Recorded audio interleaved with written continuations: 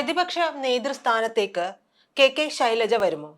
അതിനുള്ള അലയൊലികളൊക്കെ തുടങ്ങിയിട്ടുണ്ട്. ഇതിപ്പോ നമുക്ക് പ്രതിപക്ഷ നേതാവായിട്ട് പിണറായി വിജയനെ തിരഞ്ഞെടുത്തിട്ടുണ്ട്. തിരഞ്ഞെടുക്കപ്പെട്ടത് എങ്ങനെയാണ് എന്ന് കൂടി ആലോചിക്കണം. അദ്ദേഹത്തിന്റെ ഒരു വോട്ട് കൂടി തനിക്ക് വേണ്ടിയിട്ട് താൻ തന്നെ ചെയ്തു. അങ്ങനെയാണ് ആ അധിക വോട്ട് വന്നതും അദ്ദേഹം പ്രതിപക്ഷ നേതൃസ്ഥാനത്തേക്ക് വന്നതും. കാര്യം മുഖ്യമന്ത്രി ആയിരിക്കെ അദ്ദേഹം പല രീതിയിൽ ജനങ്ങളെ ദ്രോഹിക്കുകയും ഒക്കെ ചെയ്തിട്ടുണ്ട്. അതായത് ജനഹിതമല്ലാത്ത രീതിയിൽ പെരുമാറിയിട്ടുണ്ട് എന്നുള്ളത് നമുക്ക് അറിയാവുന്ന ഒരു വസ്തുതയാണ്. പക്ഷേ അദ്ദേഹത്തെ എന്തുകൊണ്ട് പാർട്ടിക്കുള്ളിൽ നിന്ന് ആ സമയത്ത് തിരുത്തിയില്ല എന്നുള്ള ഒരു പ്രധാനപ്പെട്ട വലിയ ചോദ്യം തന്നെ പൊതുസമൂഹത്തിന് മുമ്പിലും അണികൾക്ക് മുമ്പിലും ആ സമയത്തെ നേതാക്കൾക്ക് മുമ്പിലുമൊക്കെ നിലനിൽക്കുന്നുണ്ട്. പലരും പലതും പറഞ്ഞു. പക്ഷേ ഇപ്പോ നോക്കൂ, അദ്ദേഹം മുഖ്യമന്ത്രി അല്ലാതെയായി പ്രതിപക്ഷ നേതൃസ്ഥാനത്തേക്ക് വരുന്നു. അദ്ദേഹത്തെ പ്രതിപക്ഷ നേതൃസ്ഥാനത്തേക്ക് തിരഞ്ഞെടുക്കണമെന്ന് അദ്ദേഹത്തിന് തന്നെ ആഗ്രഹം ഉണ്ടായത് കൊണ്ടാണല്ലോ അദ്ദേഹം തനിക്ക് തന്നെ വോട്ട് ചെയ്യുന്ന ഒരു സാഹചര്യം ഉണ്ടായത്.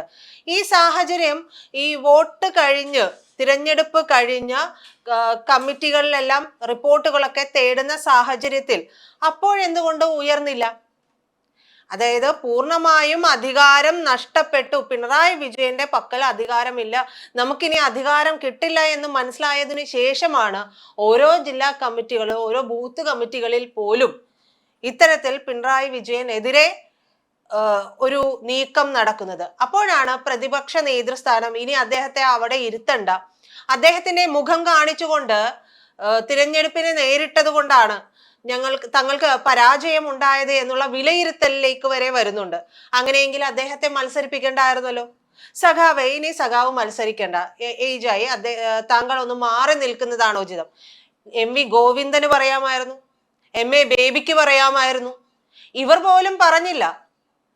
അപ്പോ ഇവർക്കാർക്കും അന്നേരം അദ്ദേഹത്തോട് പറയാനായിട്ട് നാവുണ്ടായിരുന്നില്ല എന്നുള്ളത്. അതുകൊണ്ട് തന്നെ അണികൾക്കും ഉണ്ടായില്ല. അണികളിൽ ഏതെങ്കിലും, അണികളല്ല, പാർട്ടി നേതാക്കളിൽ കമ്മിറ്റികളിൽ ഉള്ളവരിൽ ഏതെങ്കിലും ഒരെണ്ണത്തിന്, ഏതെങ്കിലും ഒരു നേതാവിന് സഖാവേ ഇനി സഖാവ് മാറി നിൽക്കണം, കടക്ക് പുറത്തുനിന്ന് അദ്ദേഹത്തോട് പറയാമായിരുന്നില്ലേ? എന്ത് സംഭവിക്കാനാണ്? കൂടിപ്പോയാൽ ഈ കേരള നാട്ടിൽ എന്തെല്ലാം സംഭവിക്കും? കുലംകുത്തിയാകുമോ, പരനാറിയാകുമോ? ഇതെല്ലാം എല്ലാവർക്കും കൃത്യമായിട്ട് അറിയാവുന്ന കാര്യമാണ്. ഇപ്പൊ കുഞ്ഞികൃഷ്ണൻ സഖാവ്, ടി.കെ. ഗോവിന്ദൻ സഖാവ്, ഇവരൊക്കെ പുറത്തേക്ക് വന്ന സമയത്ത് ഇവർക്കെതിരെയും ഒക്കെ ഇത്തരത്തിലുള്ള ഭീഷണികൾ ഉണ്ടായിരുന്നു. ഇത്രയും നാള് അദ്ദേഹത്തിന്റെ, അതായത് പിണറായി വിജയനാണ് പാർട്ടിയെ മുന്നോട്ട് കൊണ്ടുപോകുന്നത്. നമ്മൾ പറയില്ലേ, ഫണ്ട് റേസർ എന്ന് പറയുന്നത് പിണറായി വിജയനാണ് എന്നുള്ള ഖ്യാതി പോലും അദ്ദേഹത്തിനുണ്ടായിരുന്നു. ആ പണം വേണ്ട സഖാവേ, അത് അങ്ങയുടെ മടിക്കുത്തിൽ തന്നെ വെച്ചോളൂ. പാർട്ടിയെ ഇങ്ങനെ ധൂർത്താക്കി കൊണ്ടുപോകാൻ കഴിയില്ല എന്ന് പറയാൻ കഴിയണമായിരുന്നു. ഇപ്പോ ഇതാ ഇവിടെ ആദ്യം മുതലേ പറയുന്നത് പോലെ തന്നെ പി ജയരാജന് അനുകൂലമായിട്ട് സ്തുതിഗീതം വന്നപ്പോൾ അതിനെ എതിർത്തവർ, എന്നിട്ട് പിണറായി വിജയൻ മുഖ്യമന്ത്രിയായ സമയത്ത് അദ്ദേഹത്തിന് വേണ്ടി സ്തുതിഗീതം എഴുതിയവർ ഒക്കെ പറയുകയാണ് സഖാവ് മാറി നിൽക്കണം. നട്ടെല്ല് എന്ന് പറയുന്ന ഒരു സാധനമുണ്ട് മനുഷ്യർക്ക്. ഈ നട്ടെല്ലുണ്ടായിരുന്നുവെങ്കിൽ അദ്ദേഹം ആ സ്ഥാനത്തിരിക്കുമ്പോൾ തിരുത്താൻ കഴിയണമായിരുന്നു. അത് തിരുത്താതെ ഇപ്പോഴാണ് പറയുന്നത്. എന്ത് തന്നെയായാലും അദ്ദേഹം മാറി നിൽക്കുകയാണ് എന്നുണ്ടെങ്കിൽ അത് നല്ലത് തന്നെ. വരട്ടെ, സ്ത്രീകളായാലും പാർട്ടിയുടെ അമരത്തേക്കും പ്രതിപക്ഷ നേതൃസ്ഥാനത്തേക്കും ഒക്കെ വരട്ടെ എന്നേ. കാലിബറുള്ള സ്ത്രീകളൊക്കെ CPM ഉണ്ടല്ലോ.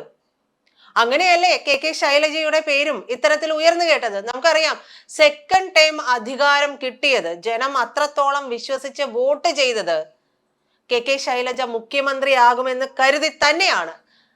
അത് ഇല്ല എന്ന് വെക്കാനായിട്ട് കഴിയില്ല.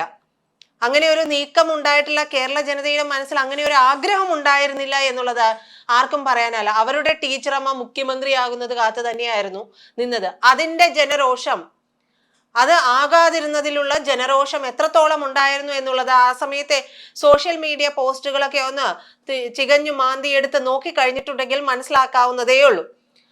ഇതിൽ തന്നെ മറ്റൊരു കാര്യം ഉയർന്നു വന്നത് മന്ത്രിയായിരുന്ന VN വാസവനെതിരെയാണ്. VN വാസവൻ ജനങ്ങളിൽ നിന്ന് അകലം പാലിച്ചു എന്നുള്ള ഒരു കാര്യം കൂടി വന്നിട്ടുണ്ട്. ഈ ആവശ്യം ഉയർന്നു വന്നിട്ടുള്ളത്, അതായത് കെ ശൈലജ, VN വാസവൻ, ഇവരുടെയൊക്കെ കാര്യം ഉയർന്നു വന്നത് എന്ന് പറയുന്നത് തലയോലപ്പറമ്പ് ഏരിയ കമ്മിറ്റിയിലാണ്. CPM ഒരു സ്ട്രക്ചർ എടുത്ത് വെച്ച് നോക്കി കഴിഞ്ഞിട്ടുണ്ടെങ്കിൽ ഏതൊരു കമ്മിറ്റിയിലും അങ്ങ് മേൽത്തട്ട് മുതൽ ഏറ്റവും താഴെത്തട്ടിലുള്ള കമ്മിറ്റിയിൽ പോലും ഉയരുന്ന വിമർശനങ്ങളെ വിമർശനാത്മകമായി ഉൾക്കൊള്ളാനും അതിൽ തെറ്റുണ്ടെങ്കിൽ തിരുത്താനും ഒക്കെ കഴിയുമെന്നുള്ള രീതിയിൽ അത്രത്തോളം പ്രാധാന്യം ഇവയ്ക്കൊക്കെ കൊടുക്കുന്നുണ്ട്. പക്ഷേ അന്നൊന്നും ഇവർ മിണ്ടിയില്ല. അപ്പോൾ ആ മിണ്ടാതിരുന്ന ആളുകളാണ് പറയുന്നത് കെ ശൈലജയെ പ്രതിപക്ഷ നേതാവ് ആക്കണമെന്ന്. കെ ശൈലജയെ മുഖ്യമന്ത്രി ആക്കണമെന്ന് മാറ്റി നിർത്തി കഴിഞ്ഞ സമയത്ത് ഇവരെല്ലാവരും ഈ പറയുന്ന ഇപ്പോ പ്രതിപക്ഷ നേതൃസ്ഥാനം നൽകണമെന്ന് പറയുന്ന ഏതൊരു സഖാവ് ഉൾപ്പെടെയും നമുക്ക് ഉറപ്പാണ് ന്യായീകരിച്ച് മെഴുകി. കാരണം അവരെ സംബന്ധിച്ച് അവരുടെ കുലത്തൊഴിൽ എന്ന് പറയുന്നത് ന്യായീകരിച്ച് മെഴുകലും ക്യാപ്സ്യൂളുകൾ കിട്ടുന്ന വഴി വിഴുങ്ങലുമാണ്. ആ ക്യാപ്സ്യൂളുകൾ കിട്ടുന്ന വഴി വിഴുങ്ങിത്തുടങ്ങിയ പാടെയാണ്, അങ്ങനെ തുടങ്ങിയ സമയം മുതലാണ് ഈ പാർട്ടിയുടെ അധപ്പതനവും ഉണ്ടാകുന്നത്. ഇപ്പൊ കിടന്ന് പരതപിച്ചിട്ട് വല്ല കാര്യവുമുണ്ട്? ഇപ്പോ യുവജനങ്ങളെ എടുത്ത് നോക്കിക്കഴിഞ്ഞിട്ടുണ്ടെങ്കിൽ ഇല്ല. ആ സമയം കോൺഗ്രസിലേക്ക് നോക്കൂ. ഉമ്മൻചാണ്ടി സർക്കാർ, അതിന് മുകളിലുള്ള സർക്കാർ, അങ്ങനെ പടിപടിയായിട്ട് തട്ടുകളായിട്ട് രണ്ടാം നിര നേതാക്കൾ, മൂന്നാം നിര നേതാക്കൾ, അവർക്കറിയാം ഓരോ കാലഘട്ടം കഴിയുമ്പോൾ ഇന്നവർ അടുത്തത് വരണം, അധികാരത്തിലേക്ക് വരണം എന്നുള്ളത് അവർക്കറിയാം. അവര് ആളുകളെ വളർത്തുന്നുണ്ട്, അവരുടെ നേതാക്കളെയൊക്കെ പുഷ്ടിപ്പെടുത്തി വളർത്തുന്നുണ്ട്. കാര്യം തമ്മിലടിയും ഗ്രൂപ്പിസവും ഒക്കെയുണ്ട്. അഡ്ജസ്റ്റ്മെന്റ് രാഷ്ട്രീയം ഏറ്റവും അധികം ഉള്ളത് കോൺഗ്രസിൽ തന്നെയാണ്. പക്ഷേ കോൺഗ്രസിന് വളരെ കൃത്യമായിട്ട് അവർക്ക് ഞങ്ങൾ മാറിക്കഴിഞ്ഞിട്ടുണ്ടെങ്കിൽ അടുത്തത് ആര് വരണം എന്നുള്ളതാണ്. അവർക്ക് ലോട്ടിട്ട് തീരുമാനിക്കേണ്ടി വരും. അവരുടെ മന്ത്രിമാരെയും ഒക്കെ സാമുദായിക സമവാക്യങ്ങളൊക്കെ ഉൾപ്പെടുത്തിക്കൊണ്ട് അതൊക്കെ പരിഗണിച്ചുകൊണ്ട് തന്നെയാണ് അവര് നേതാക്കളെ തിരഞ്ഞെടുക്കുന്നത്. പക്ഷേ നേതാക്കൾക്ക് പഞ്ഞമില്ല. ഒരു തരത്തിൽ പറഞ്ഞാൽ അത് കുറച്ച് പ്രശ്നമാണ്. കാരണം അവരുടെ ഒരു മീറ്റിംഗ് നടക്കുന്ന സമയത്ത് നമുക്കറിയാം നേതാക്കളുടെ ബാഹുല്യം കൊണ്ട് ഒരുപാട് പേരുള്ളത് കൊണ്ടേ തിക്കി തിരക്കി ആ മീറ്റിംഗ് നടക്കുന്ന ആ ഒരു വേദി ഉണ്ടല്ലോ, വേദി തകർന്നടിഞ്ഞു വീണുപോയ സാഹചര്യമൊക്കെ നമ്മൾ കണ്ടതാണ്. അപ്പോൾ ഇപ്പൊ വന്നിട്ട് നേതാവണം, പ്രതിപക്ഷ സ്ഥാനത്തേക്ക് കെ ശൈലജ വരണം എന്നൊക്കെ പറയുമ്പോൾ അത് വരുന്നത് നല്ലത് തന്നെയാണ്. അതെ, അവർക്ക് കൃത്യമായ ഒരു പാർട്ടി അച്ചടക്കത്തിൽ വളർന്നു വന്നിട്ടുള്ള നേതാവാണ്. അവരോട് താല്പര്യമുള്ള ഒരുപാട് പേരുണ്ട്. പ്രത്യേകിച്ച് അണികളിൽ വല്ലാത്തൊരു ആവേശം കെ ശൈലജ എന്ന് പറയുമ്പോൾ തന്നെയുണ്ട്. എന്തിനധികം ഒരുപക്ഷെ കേരള ജനത ഒന്നടങ്കം ഈ പാർട്ടിയെ നെഞ്ചിലേറ്റുകയും ചെയ്യും. പിണറായി വിജയൻ പ്രതിപക്ഷ നേതൃസ്ഥാനത്ത് ഇരിക്കുന്നതിനേക്കാൾ കൂടുതൽ പാർട്ടിയെ സംബന്ധിച്ചുള്ള അവരുടെ ഒരു നമ്മൾ ഇപ്പൊ വന്നിട്ടുള്ള ഒരു ആം ഡിസ്റ്റൻസ് ഉണ്ടല്ലോ, ആ ആം ഡിസ്റ്റൻസ് കെ ശൈലജ വന്നിട്ടുണ്ടെങ്കിൽ മാറുമെന്നുള്ളത് ഉറപ്പാണ്. ജനങ്ങളുടെ മനസ്സിൽ മാറ്റമുണ്ടാകും.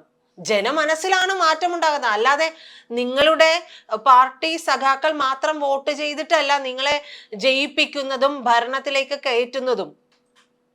അപ്പോ ഈ ഒരു മാറ്റം ഉണ്ടാകുന്നെങ്കിൽ നല്ലത്. അത് മനസ്സിലാക്കി മാറിക്കൊടുക്കേണ്ടത് സാക്ഷാൽ പിണറായി വിജയനാണ്.